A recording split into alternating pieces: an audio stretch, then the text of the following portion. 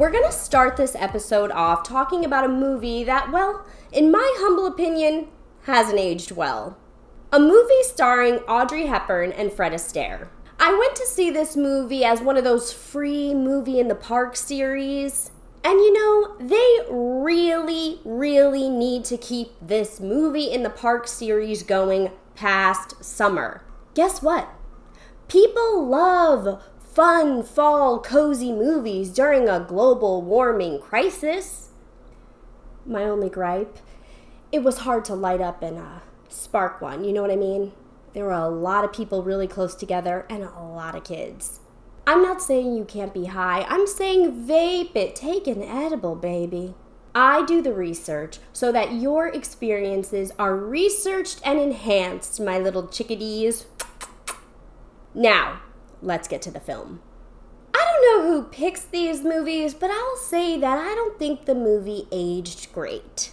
A history lesson in American cinema. It's bad, y'all. And not to harp on this, but boy howdy, were women just pieces of property that anyone with a little bit of power could just mold into anything they wanted, thus having power over them. Reminder, the movie's called Funny Face, okay? Keep that in mind. The movie starts out with a big, beautiful musical number that's celebrating the color pink. This fashion company is trying to push women and girls across America to wear pink. Wear pink! They did a great job. Hey, sold.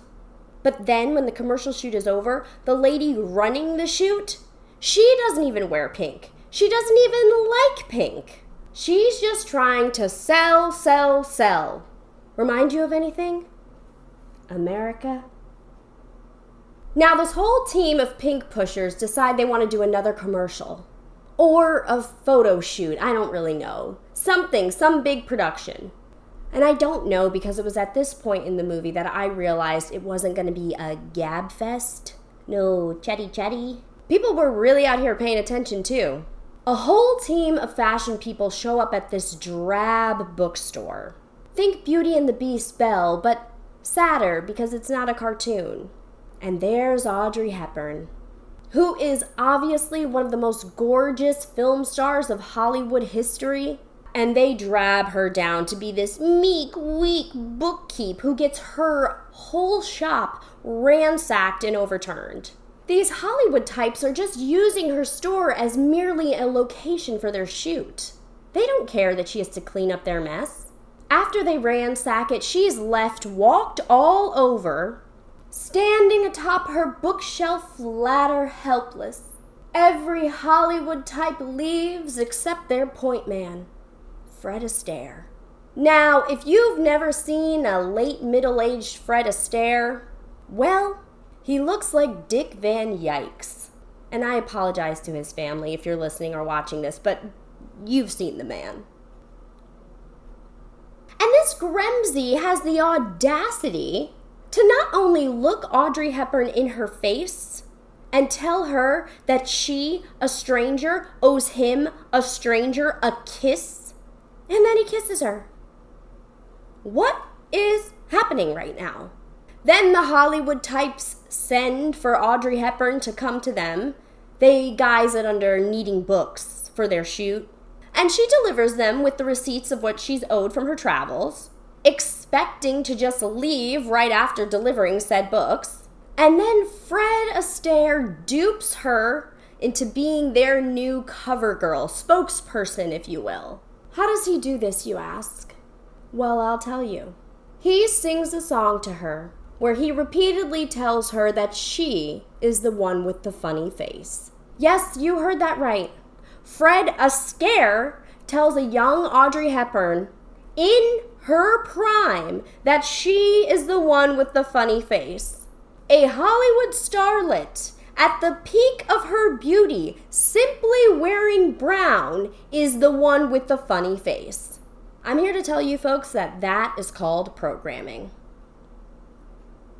Women of my generation, a little bit of Gen X, and a lot of bit of Gen Z can all agree we're watching this, looking at each other like, what the actual fuck? While women of older generations endured this type of pop culture all the time. At this point, my edible has hit hard.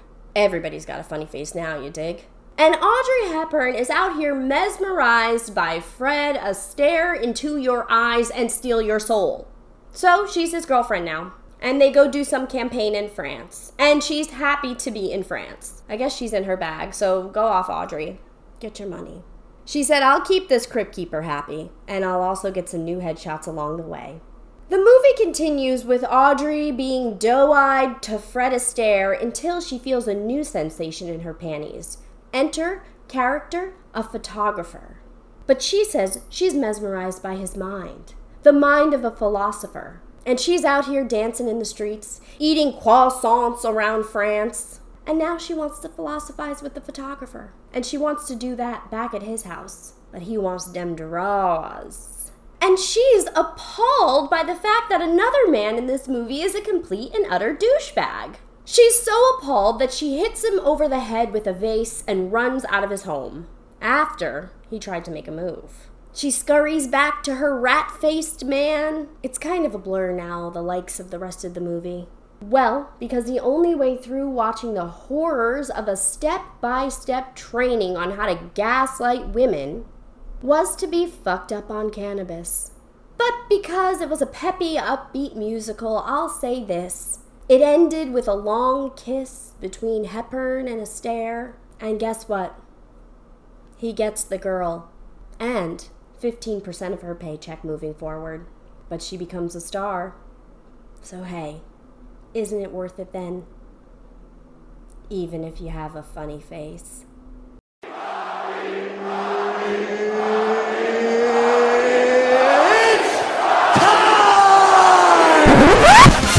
It's time for the Rocket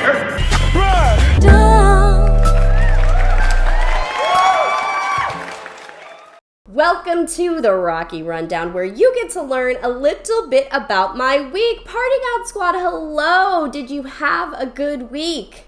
I sure hope so. I hope you made it through the heat wave with grace and aluminum-free deodorant. I have a Wild Night listener submission story for you, which is very exciting. But first, a lot went on this week. Exciting time to be alive, isn't it? Said Donald Trump. An assassination attempt that barely shakes the nation that is so used to the drama. A president recognizing that he's getting too old for this shit. And me. I drank so much beer one day this week. Like, so much beer. And as big of news as my front page keg stand should have been, I was outshined. Because Vice President Kamala Harris is running for president. Endorsed by sitting President Joe Biden. She must have watched last week's episode where I talk all about Project 2025 and been inspired. She said, after watching Rocky's episode of Project 2025, I think it's my time to be this nation's Madam Kamala, and I'm gonna beat Trump, you coconuts. I didn't watch the coconut thing. Should I know everybody's like coconut, but I don't know. She said something about coconuts, and now it's like everybody's talking about coconuts, but I cook my eggs in coconut oil. So who was talking about coconuts first? Anyways, share that episode with a friend. She is being endorsed heavy by members of the entertainment industry. And since she is far more qualified than Donald Trump for this particular game of democracy they are playing, then she should get the job. And if this next message only gets through to one person in the whole wide world, and then that person uses it, then you are the ripple that sparks change, you little angel. Yay! If you thought people were racist when cool-ass Barack Obama ran for president, boy oh boy, wait till you hear the hateful words that are about to be unleashed against our vice president. A black woman running for president in America with a strong-ass fighting chance. Whew.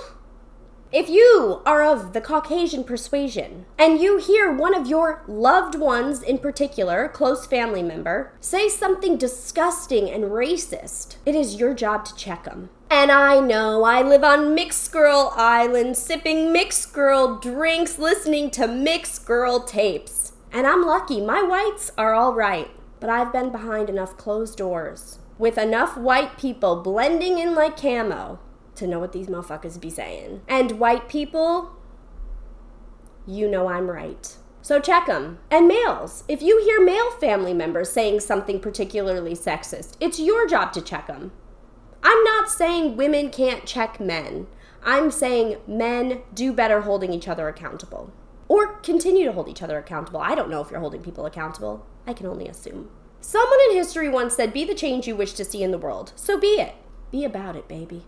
I am so excited to present this week's Wild Night story. It's a submission from Donovan and Austin. But Rocky, who are Donovan and Austin? Donovan and Austin, hailing from Texas, are the hosts of the podcast Last Two Brain Cells. I have listened to a bunch of their episodes and I am out here laughing out loud. I love their energy. I love their honesty. I love that before their episodes, they warn people, particularly kids. Hey, kids, if you're listening to this episode, you shouldn't be listening to this episode. That's so thoughtful. I love that they give a viewer discretion, and I just think they're great.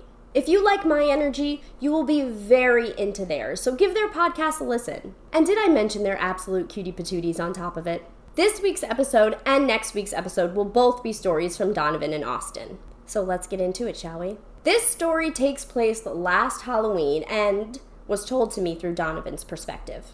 The guys decided to dress up this year as babies. And I know what you're thinking. They probably only dressed up as babies to skip the line at whatever wild party they were going to. I know. Genius. It's Donovan, it's Austin, and it's one of their other friends who we'll meet later. And they're pulling out all the stops. Now, before this night, Donovan was getting ready to leave town for 6 months to go backpacking. Okay, cool guy. And where exactly do you think you're going? He had to do what anybody who was about to leave town for 6 months would have to do. Sell all his belongings. It was pure chaos. Those tuk-tuks aren't going to pay for themselves, baby. He also had a ton of drugs he wanted to get rid of before the trip. He didn't want them to go bad by the time he came home. And he obviously couldn't travel with them. The drugs included shrooms, nature's little miracle if you ask me, some cocaine, and some weed. Hey, TSA, if you're listening, this is a good guy right here. He's making your life easier by not traveling with contraband. You're welcome. Halloween weekend before this big trip seemed like the perfect time to do all of them. Day of the Halloween party, Donovan decides to drop his mushrooms. He takes them at 1 p.m. And baby, were they potent. They were real potent. He wasn't expecting to get hit with the 1-2 whamma jamma. And the way Donovan describes his living situation, he calls himself an illegal immigrant in his own dwelling. The landlord has no idea. When the landlord comes, you best believe he is hiding. Now, Austin, his podcast host, is on the lease. And it's his birthday coming up around the corner. And Donovan, being the sweet world traveler that he is deciding to gift him with a blanket that he's making himself in the backyard. So he's working on this blanket project outside. And what did the blanket say on it? You guessed it. It said come. So he's working on this blanket project outside for Austin's birthday while he's coming up on shrooms when a new character and other roommate enters the mix, Veronica. And Veronica comes through the sliding door and she says, Donovan, the landlord is here. Our boy is stuck. He's got to stay outside only in his boxers in the heat while coming up on mushrooms, graffitiing a blanket. He's got to keep out of sight of the landlord. And you heard me right. This blanket is being graffitied with spray paint. So cool. So eventually he finishes. He's covered in spray paint, he's hot, he's sweaty, he's still in only his boxers, and he is all the way rocked on shrooms. He sneaks inside, sneaky, because he doesn't want to get caught. And boom, he makes it in. Filthy, but he's inside. And he goes up to his bedroom. Now, when you're this high with this many factors, you may not be able to get yourself a shower. You may not be able to get yourself a glass of water, but what he could do was lay horizontal on his back in his room, which he described as a painted white sterile environment, not good for shrooms. And Donovan, I agree, sterile environment is no good for shrooms. He was having an existential, uncomfortable crisis. But eventually he starts to come down, which is great because at this point it's like 5 or 6 at night and they got to start getting ready for the party. It's Halloween! And the guys got to make their way to the third baby's house. We got to meet this third baby. His name is Dylan. Shout out to Dylan. Now on the way to Dylan's house, Donovan's still buzzing, and there's a beautiful yellow full moon in the sky. And it just captivates him. He's just so thrilled to spend this night with his pals, and I think that's so pure. So they get to Dylan's, where him and a couple other people are getting ready for the party. One is Dylan's girlfriend, and the other is a gal named Alice. They're all having a fun pregame together, getting ready, putting on their costumes, when out comes Dylan presenting them with their diapers, which he got from an adult fetish website. They're like really big diapers, and the guys are trying to learn how to put them on. But Donovan decides to go commando, and he's the only one. The other two put their boxers on under, in case any slip-ups. It's also important to the story to know that Austin has huge balls, like very huge balls. So he definitely didn't want his diaper to fall off. Donovan's ready to take a chance, though. Dylan also presents them with 3 kids' t-shirts. They crop them up with the help of Alice. She gives them little crop tops, makes little bows for them. They are ready to be in all their adult Rugrats glory. Thank God for Alice. Really cuting up their costumes. I'm going to pause to say that I think Dylan might be the most responsible of the 3. He got the costumes curated to a T. He's hosting the pregame. He has a girlfriend, which means nothing, but I'm sure she's a great gal. Donovan picked out the Care Bear shirt. Oh, so cute. And of course, Dylan brings it home by giving the boys each their own binky, the final costume piece, which Donovan says sucking on a binky is better than sucking on a real tit. Interesting. And to answer your question, Donovan, I couldn't tell you the last time I sucked on a real tit, but I could tell you the last time I was a real binky. The guys look good. They look like real man babies, and their fearless leader, Dylan, presents them with the age-old question. Do you guys want some of my acid? It's not enough to kick them in the face, but a fine amount. They follow it up with some cocaine, because these boys are wild, and then they leave for the party. Dylan, Austin, Donovan, Alice. They're all ready for a rager. And they walk into this house party that's more like a daytime office party with some really fancy snacks.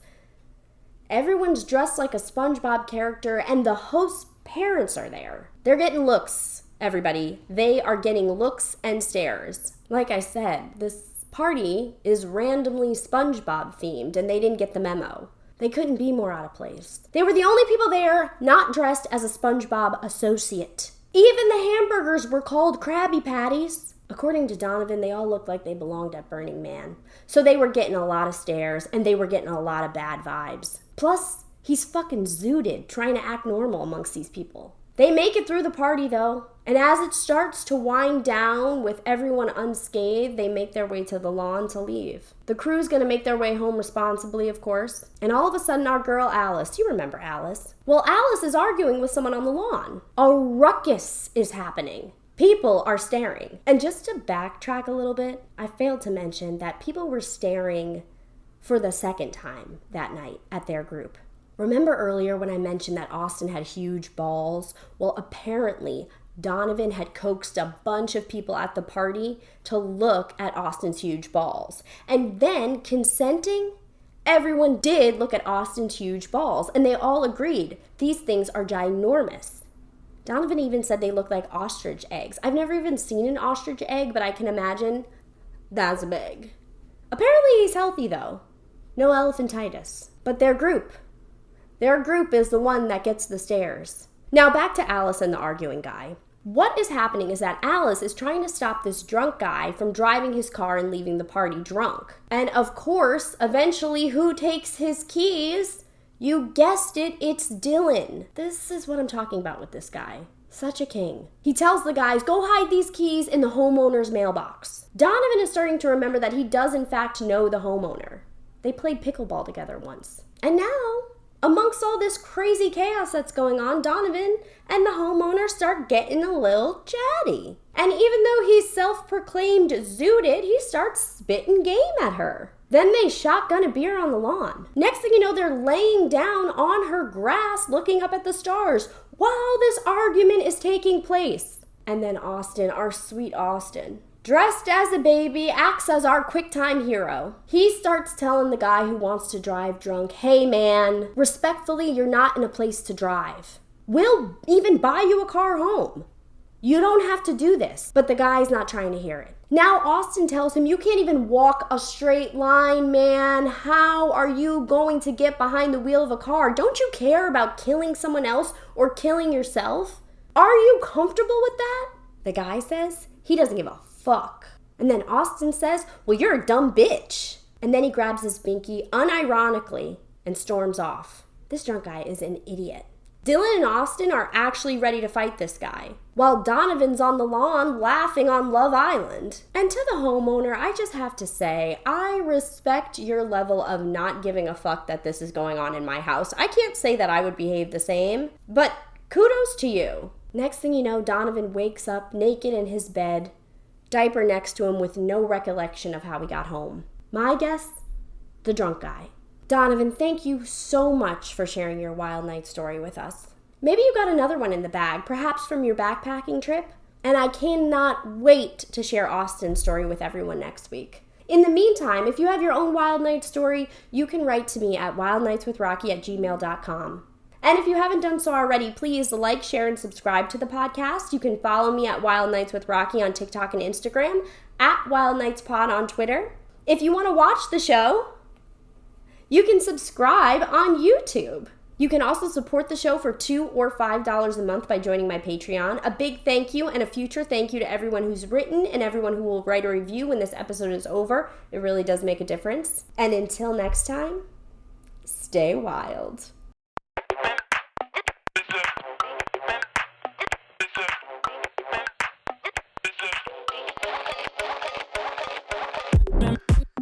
It's a